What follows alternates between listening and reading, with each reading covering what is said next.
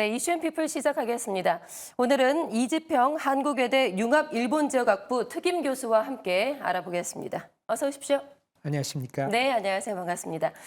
자, 지난 23일이었죠. 제롬 파월 미 연준 의장의 발언에 전 세계 이목이 집중이 됐었는데 같은 날 일본에서도 우에다 총재 발언이 있었습니다. 이 우에다 총재 발언에 또 관심이 집중이 됐는데요. 어떤 발언이 나왔는지부터 알아볼까요?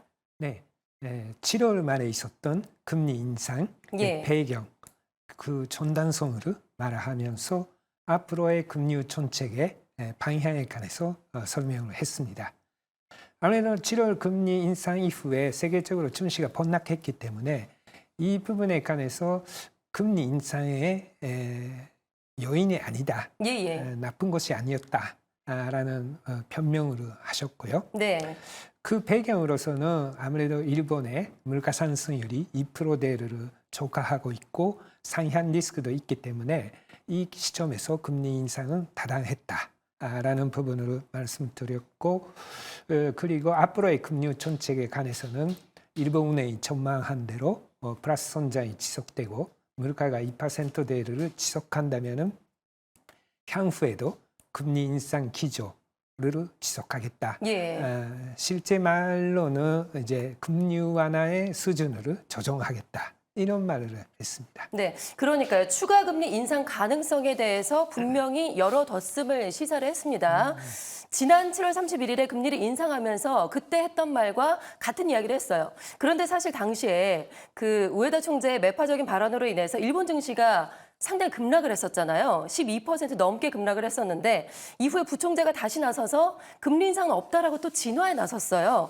그러니까 일본은행 안에서 서로 다른 의견이 나온 상황인데 이 상황에 대해서는 좀 어떻게 보세요? 네, 국회에서 그 질문은 나왔는데 직접적인 해답은 피했습니다. 그런 측면에서 보면은 조금 예민한 질문이다라는 부분이 있지만은 일본은행 안에서는 통일된 견해를 가지고 있다고도 볼 수가 있습니다.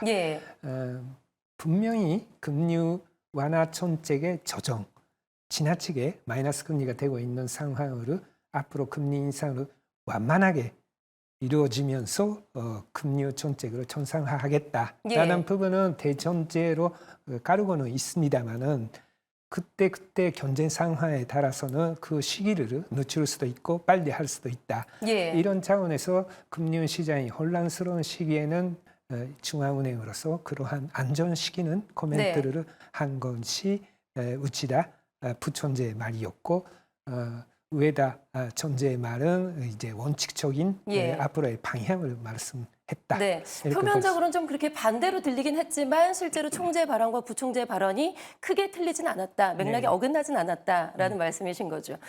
그런데 이 블랙먼데이 충격이 아직 가시지가 않았는데 일본이 다시 금리를 올릴 수 있을까요? 어떻게 좀 전망하세요? 네. 금년쯤에 다시 금리를 인상할 것인지는 여러 가지 불확실성이 있습니다만은 2025년에 걸쳐서 수차례의 금리 인상이 있을 것으로 예상되고 있습니다. 그 시기를 이제 미국 대선이라든지 자민당 존재 선고 그리고 해상, 국회 해상 등의 정치 이슈도 있기 때문에 그런 부분을 봐가면서 일본 경제 상황 그리고 미국 경제 상황으로 지켜보고 가능하면은 앞으로 몇 차례 금리를 인상하는데 그 시기를 찾기 위해서 금년 중에도 있을 수가 있고 내년 초 아니면 내년 춘투 임금 상승률을 확인을 하면서 할 수도 있고. 올해 안에 연내 빠르면 9월에도 인상 가능성이 있다. 이렇게 좀 보세요. 9월에는 좀 힘들 것 같고 가능하면은 12월, 12월. 미국 대선을 지켜보고 할 수도 있지만은 주식시장의 상황도 등등으로 보아가면서 하지 않을까 싶습니다. 알겠습니다. 그런데 당시에 그 일본이 금리를 인상을 했을 때 그 엔캐리 트레이드 자금 청산 이야기가 나오면서 전 세계 금융시장에 출렁였단 말이에요. 물론 다음 날 뭐 어느 정도 회복이 되긴 했지만 그래서 당시에 일본은행이 금리 인상한 것이 좀 실기를 한 것이 아닌가 좀 이런 비판도 좀 나오긴 했는데 이에 대해서 좀 교수님의 생각이 좀 궁금해요. 네. 이제 선물 시장에서 엔화 매도세가 굉장히 많이 축적된 상태였고 그것은 엔캐리를 통해서 엔화를 매도를 했던 압력 때문에 그렇다 볼 예. 수가 있고 그러한 엔캐리는 어느 순간 이제 반대로 엔화를 매입해야 된다. 엔화 자금으로 빌렸던 사람이 엔화를 갚아야 된다 했을 예. 때 엔화에 대한 수요가 폭증하기 때문에 일본의 금리 인상이 늦어지면 늦어질수록 엔조가 축적되면서 그러한 엔캐리의 에너지가 축적된다. 예. 그러면 그것이 이제 염려할 때 역으로 반전됐을 때 엔고가 급격하게 발생할 수가 있는 문제가 있다고 할 수가 있고요. 다만 지금 시점에서는 엔캐리의 다른 이제 엔화 매도 포지션이 예. 상당히 정산됐기 때문에 엔화가 급등하는 에너지는 상당히 약간은 된 상태입니다. 엔화가 급등하는 에너지는 좀 낮아졌다. 네. 예. 그런데 사실 미국 같은 경우가 지금 금리 인하가 기정사실화가 됐잖아요. 이렇게 되면은 미국의 금리가 인하가 되면 미일 간의 금리 격차가 줄어들게 되고 그렇게 되면 또 엔화의 자금 유출을 좀 유도할 수 있게 되는데 이렇게 되면 또 제2의 또 엔캐리 트레이드 자금 청산 이야기가 또 나올 것이냐.